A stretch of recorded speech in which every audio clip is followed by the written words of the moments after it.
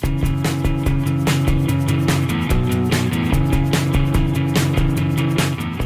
to Geosynthetica's Geotalk podcast, where we discuss geosynthetics and affiliated issues in civil and geotechnical engineering.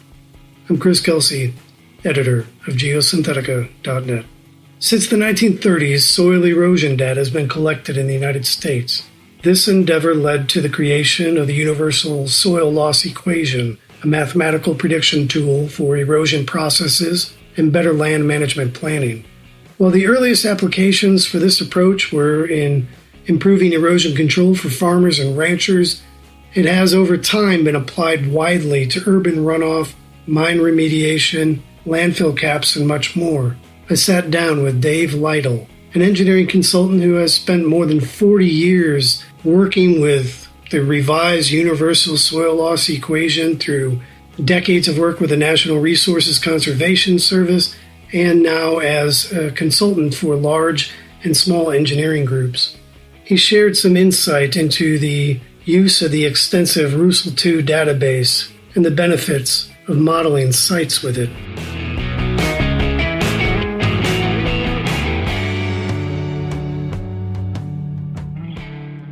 I'm here with Dave Lightle, an erosion modeling consultant with a specialty in RUSLE 2 and database development for specific RUSLE 2 analysis for a variety of erosion and sediment control situations and different applications, different sectors.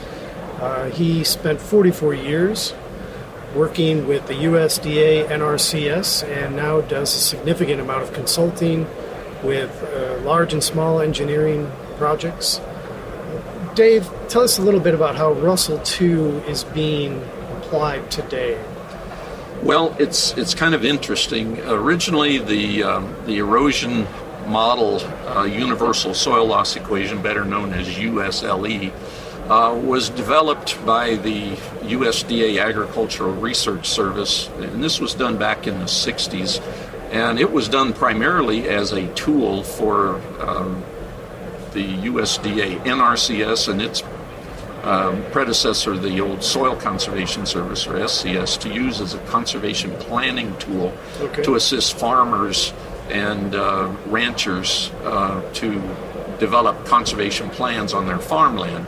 Well, the basic research actually applies to all land uses, because the basic research is about 10,000 plot years of data that was collected in the 40s, 50s, and early 60s on established slopes in research stations where they had a standard slope length, a standard slope steepness, and then you had different climates, different soil conditions, and then they applied different kinds of cover treatment. For example, growing grass versus farming up and down the hill versus contouring, a number of different things. And so there's been a whole litany of several different models that have all kind of traceable back to that original research. So it's adaptable very easily to things like mine reclamation work, sanitary landfill caps, anything that has an exposed period of time of bare soil, and then you apply various kinds of treatment, either mulch and seed, or maybe you break the slopes up into shorter segments with some sort of benches or diversions. Just about any kind of application where you can apply something to reduce erosion or trap sediment, or both, we can model with RUSLE 2.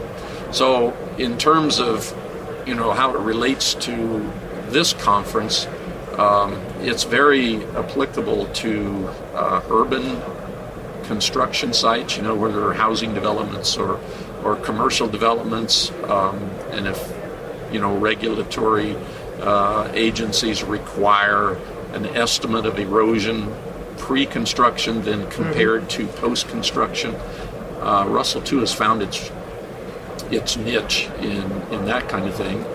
It's very applicable to lineal kinds of construction projects like pipelines, electrical transmission lines, road corridors, things like that. So my role has been primarily in training, conducting training sessions, and in specifically customizing the databases so that it has plants and practices in the database that represent what engineers plan for a particular site. That way we can get a pretty accurate estimate of the effects of applying different kinds of treatment on a given site. Is the customization of these databases now a more complicated task with the range of BMP options that are brought into the marketplace? Exactly, and that's one of the reasons why I usually take at least one day out of this conference just to kind of roam around through the vendors here in the exhibit area. And I especially am interested in any kind of mulch material that I may not have in the database. If there's some new manufactured product, or even some new way of presenting a time-proven product. For example, a jute netting, if there's a different kind of a weave or a different spacing in the weave or something. I want to make sure that the RUSLE database has a representation of all of these kinds of products. And of course, there's a lot of things that probably have a very similar effect and would be assigned, the same kind of internal erosion reduction capabilities and so forth. But every now and then I run across something new, and that kind of jolts me to go back home and sit down and maybe get some research that shows its effectiveness, and then use that to make a new choice in the database, so that we've got a way to use the model with the latest product innovations. How is RUSLE 2 being used differently, if at all, by public agencies versus private consulting? Is there a difference for how they interact? Typically not a whole lot. Oftentimes the public agencies adopt RUSLE 2 as their standard way of estimating erosion. Some of them are even using it, for example, to determine at what point after vegetation has been seeded that they can release the bond money back to the contractor. An example of that would be maybe we can model not only just the construction period, from first disturbance through the seeding and mulching when we've got good cover, but maybe we model it on out 5 years and simulate how the grass is growing while at the same time the mulch is decomposing. And in a lot of cases, at least in California, where I've got a fair bit of experience, about year number 3 to year number 4, the erosion rates we're predicting as the grass is growing and filling in and becoming more mature, that is about the point that it equals the erosion rate of the pre-construction undisturbed condition. And they're finding that is a reasonable way to be able to kind of budget and predict when they can release the bond money that the contractors have posted on particular jobs. So I ran into that as it was just kind of by accident that they were starting to ask me, well, when do you think, that this seeding will be good enough that it's equal to or less than the pre-construction condition? I said, well, we can do that. We just project the model run out for 5 years, and then we look at the outputs. Now that would be different than the person that's doing the design work. They're primarily using the model to compare potential treatment approaches, or what we call alternative treatments. Different combinations of vegetation and mulch, plus maybe water management practices like diversions or benches and wattles and all these kinds of things that we see. So they're using the same model, they're just using it a little differently. Is the use by the mining industry, is that a fairly new for the mining industry to come to the RUSLE 2 modeling? I don't know that it's particularly new. In fact, there was a version of the older RUSLE, or Revised Universal Soil Loss Equation, that was developed with some inputs from the mining industry. Okay. And that was done about 15 years ago. RUSLE 2, I guess it's some of the new things that we have added to the model that maybe are making it more interesting for engineering firms that are doing SWIP plans for the mining industry. One of the things that is fairly new is a modeled storm approach. Now, by that I'm talking about the hydrology that's inside the model. Initially, they had the climate data from the National Weather Service, and it provided information on a monthly basis, monthly averages. Well, originally the model took the monthly data and disaggregated it, or kind of spread it out over the month. And when you ran the model gave you outputs where there was a little bit of erosion every day.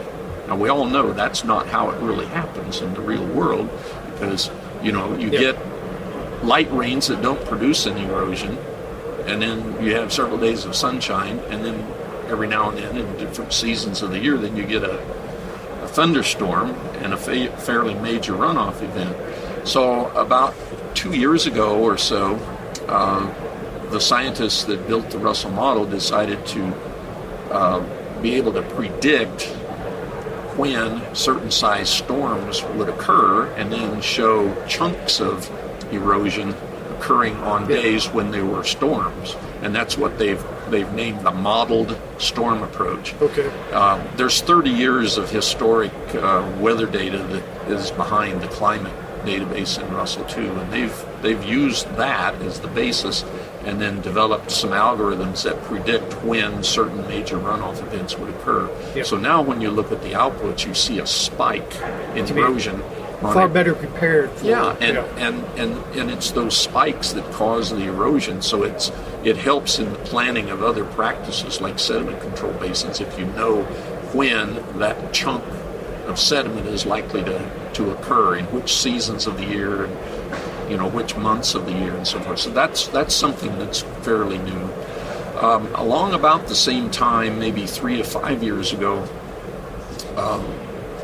the scientists decided that we weren't modeling grass, pastures, hay fields, and that kind of agriculture quite right. We were showing more erosion than they were actually seeing. Okay. So they changed the perennial vegetation stuff inside RUSLE 2. And NRCS at the time was working on that, and I was deeply involved in it. And then, of course, when I retired, walked out the back door, that knowledge left with me. And I thought, that perennial vegetation module is exactly what we need on construction sites, so we can model the establishment period on through the maturing of those grass vegetation stands out there. So I'm using that new perennial vegetation routine and developing regional files for various kinds of grasses, and it's just perfect for mining activities, highway construction, road banks, and so on, because people are asking the question, when will that stand be good enough, that we can say it's equal to the pre-construction scenarios. We couldn't do that with the old approach that was in RUSLE 2. So those two things are new and different. Another thing that, because of requests that came to us, a lot of times planners are wanting to put systems of what we call sediment barriers, or things like wattles, silt fences, and so forth, but they want to be able to model them at either, let's put 10 of them on the slope, or let's model a 40-foot spacing or a 20-foot spacing or something like that.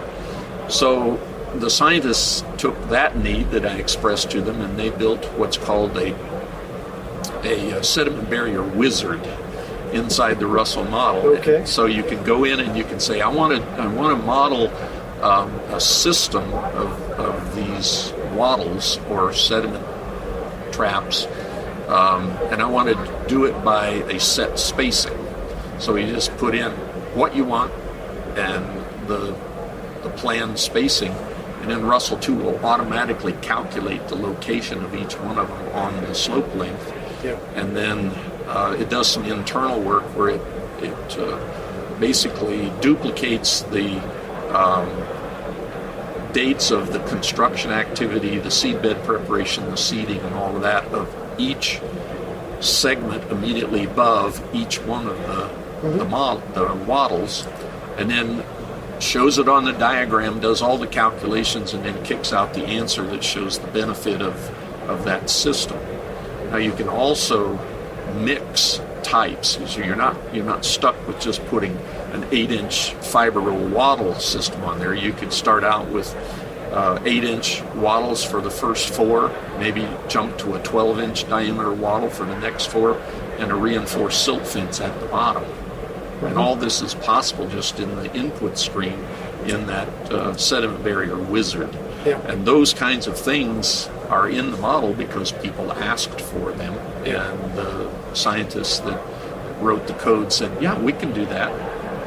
And so it's been a really interesting period of time in the development of RUSLE 2, and they've been extremely good at responding to customer needs and putting those kind of bells and whistles into the model.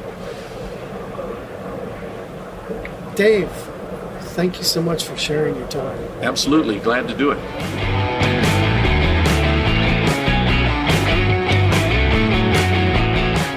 We've got contact information for Dave Lightle and additional RUSLE 2 information in the podcast article on geosynthetica.net. Just click on the Media tab. We'll be back next Tuesday. Thank you for listening.